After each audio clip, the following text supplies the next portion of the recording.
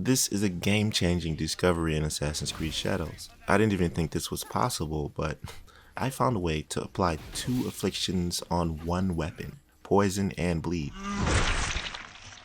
at the same time.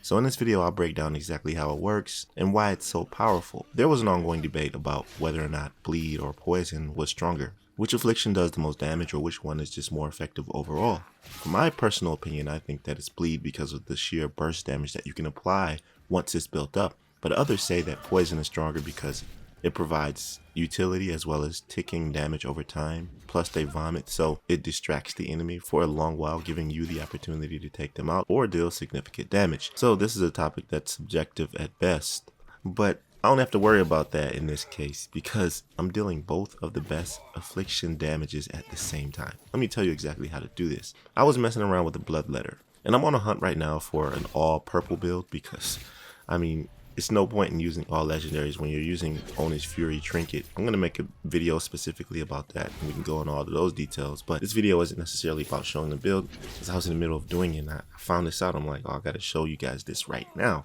But the bloodletter is in this castle over here to the east of your hideout. It's a reward that you get for killing all the Samurai Daisho. You get the gist. But I think that this is the only way to make this happen with the bloodletter legendary weapon. You see, every legendary comes with their own exclusive engraving, and this one comes with something that applies bleed on entanglement. Okay, now this specifically states that it applies bleed on entanglement, so I assume that this affliction would not go away if I added something like this engraving on it, where it says all damage you deal is poison. And this hack or trick or whatever you want to call it is very significant, because not only can you apply bleed and poison at the same time, but you can apply daze and bleed at the same time if you want to. I'm pretty sure that's the case. All you have to do is add one of these engravings onto the bloodletter. It will retain that bleed effect when you entangle the enemy, but add on whatever affliction you want. Like there's another one that says all melee affliction damage you deal is daze. But poison, I think, is the best because when you entangle the enemy, and by the way, people were asking how you entangle them with this weapon. What you have to do is get into a posture mode, hold the button down, and then release it, then quickly push it again. This will entangle the enemy's neck, and once it connects, boom, you'll see a full bleed plus a poison at the same time. This will immediately put them in the sickened state where they're about to vomit, and that's not all. As they're taking damage from the poison while they're vomiting, you're going to see a meter go up for the bleed, so it's going to proc again.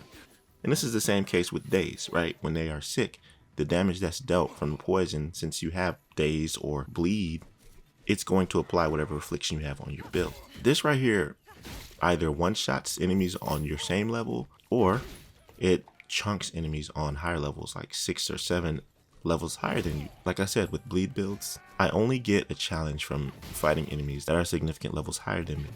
And this is even worse, especially if you have 𝐿𝐻𝐻's Fury and you only have gear that's non-legendary. By the way, there is another trinket or engraving that grants 50% damage when you don't have any armor slotted in. So if you run around naked with no hood or no chest armor, you're going to get 100% damage just for doing that. But you lose a lot of bonuses, so I don't know if I'd recommend that. I tried it out, it's okay, but I'd rather just wear armor. We could get into that later. Anyways, I want to bring this to your attention because it's really crazy. I want to try out how it works with daze, and I'm looking for another one of these weapons that is epic. If you use the engraving that's already on the bloodletter on another weapon, all it's going to do is say deals whatever that weapon's affliction is with entanglement.